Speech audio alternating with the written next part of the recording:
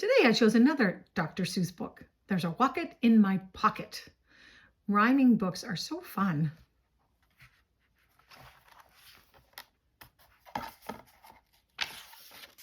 There's a Wocket in my pocket.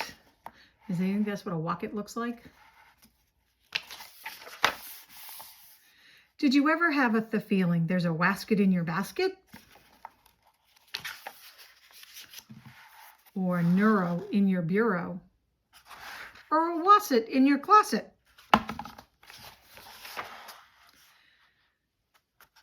Sometimes I feel quite certain there's a jertin in the curtain.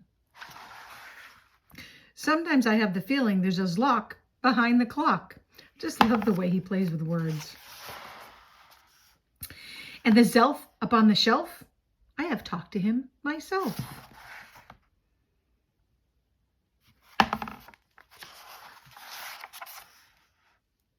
That's the kind of house I live in. There's a nink in the sink.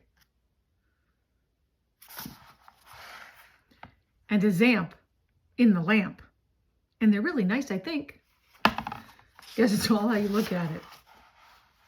Some of them are very friendly, like the yacht in the pot.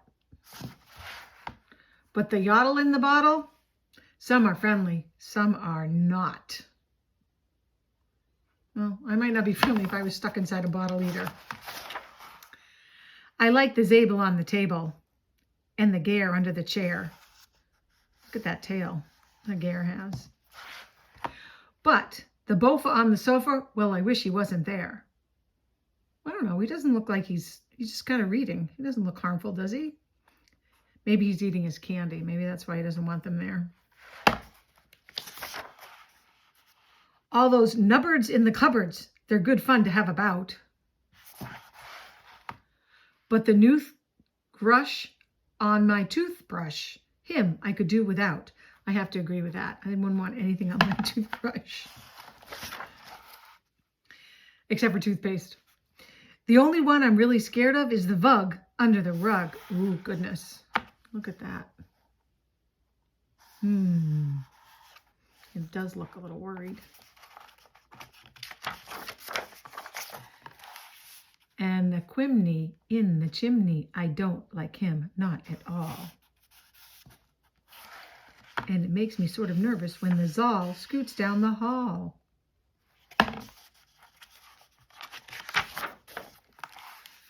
But the yeps on the steps, they're great fun to have around. And so are many, many other friends that I have found. I think these are some imaginary friends. Because I don't think I've ever seen anything on my steps that I would call a yep. Maybe some dust bunnies. Like the teller and the neller and the geller and the deller and the beller and the weller and the zeller in the, cellar. They're playing some poker. Well, look at the way it's off the cobweb. And it's a flashlight for their light. Oh, somebody's holding up the table too. I guess here's the cellar where you'd find the furnace. Oh, look, he is brushing the tail of this guy. He's relaxing above the heater. So if it's wintertime, that's probably a really good place to be, or above the boiler, which heats the house. And the geeling on the ceiling, and the zower in my shower.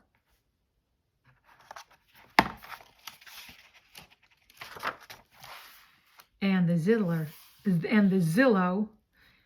on my pillow. I don't care if you believe it. That's the kind of house I live in, and I hope we never leave it. He does look rather cozy. Now here's a word that when this book was written wasn't a word, Zillow. Now it is a word. You can ask your parents. It's actually a word that is used in a real estate app called Zillow, where you can find houses and stuff. So isn't that kind of funny? These words actually come to life. Here at the end it says, I find in my window and a nook gase in my bookcase. Oh, okay, I have to read that again. A findo in my window. I was thinking it was fine, but it's A findo in my window.